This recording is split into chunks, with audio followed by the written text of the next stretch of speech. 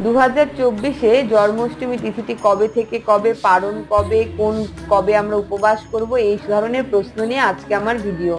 2024-এর 26শে August সোমবার সকাল 8:35 অষ্টমী তিথি শুরু হচ্ছে এবং 27শে আগস্ট মঙ্গলবার সকাল 6:47 পর্যন্ত এই অষ্টমী তিথিটি চলবে।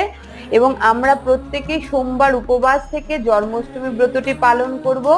জন্মাষ্টমী তিথি চলাকালীন রোহিণী নক্ষত্র যখন আবির্ভাব ঘটবে সেই সময়েই কিন্তু ভগবান শ্রী গোপালের পুজো করা উচিত। আর এই রোহিণী নক্ষত্র আবির্ভাব ঘটবে বা রোহিণী নক্ষত্র শুরু হবে রাত্রি 9:22 থেকে। 26 তারিখ রাত্রি 9:22 রোহিণী নক্ষত্রের আবির্ভাব শুরু হবে এবং এটি সমাপ্ত হবে 27 তারিখ মঙ্গলবার রাত্রি 8:32 পর্যন্ত।